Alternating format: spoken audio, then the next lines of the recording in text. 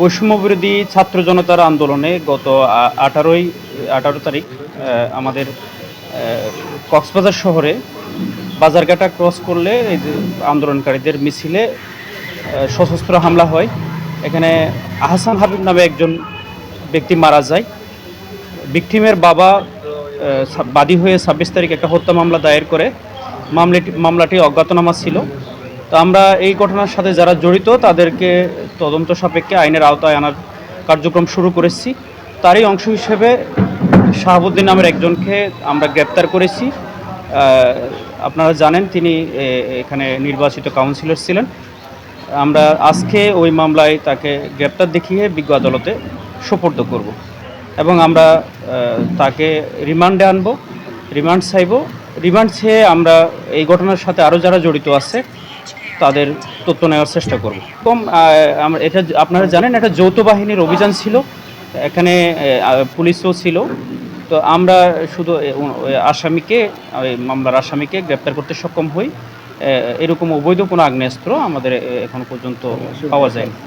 আপনারা আমি ইতিমধ্যে বলেছি যে হত্যা মামলাটি হয়েছে 18 তারিখের ঘটনায়, আন্দোলনকারীদের উপর সশস্ত্র হামলার ঘটনায় যে একজন ব্যক্তি মারা গিয়েছেন।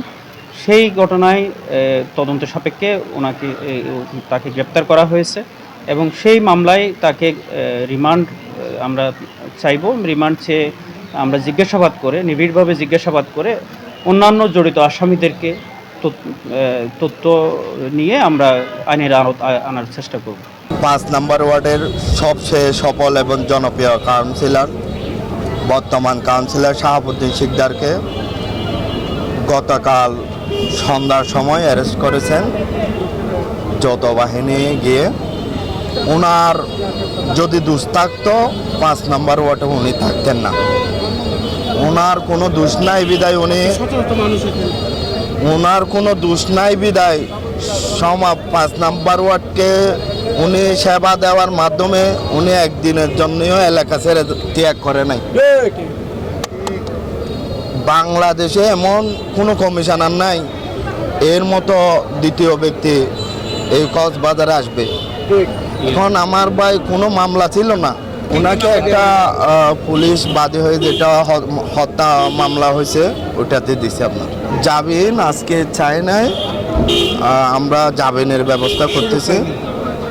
হঠাৎ সুযোগ হয়েছে 5 মিনিট কথা বলার জন্য। আপনারাই দেখছেন পরিবেশ কীরকম।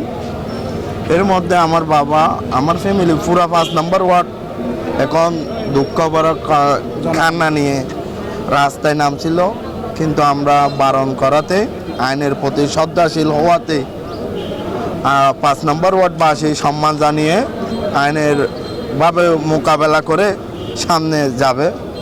আপনাদের মাধ্যমে উনি অনেক কাজ করেছেন, সাংবাদিকরা ওনার প্রতিটা কাজের মাধ্যমে উন্নয়নের ছোঁয়া আপনাদের মাধ্যমে পুরা কক্সবাজারবাসী জেনেছেন।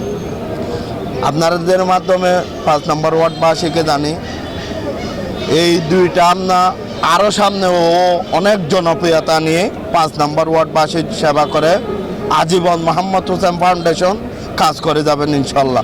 দেখ বড় ছোটো ছেলে এ জনগণের খুব প্রিয়, সবাই জন্য কাজ করে, তার নিজে অর্থ দিয়ে, তার সাহস দিয়ে, তার মনোবল দিয়ে, তার শক্তি দিয়ে। এগুলা দুষ্ট যারা আছে তারা সহ্য করতে পারে না। এ কীভাবে করবে কেন? আমরা করি, এ করবে কেন?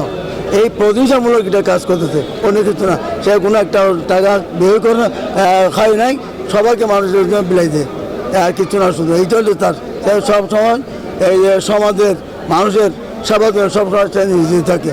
এগুলা সাধারণ দুষ্টপরি যারা আছে, তার প্রতিষ্ঠামূলক যারা আছে, দুষ্টমূলক তাকে একটা ক্ষতি করার জন্য কিছু না শুধু।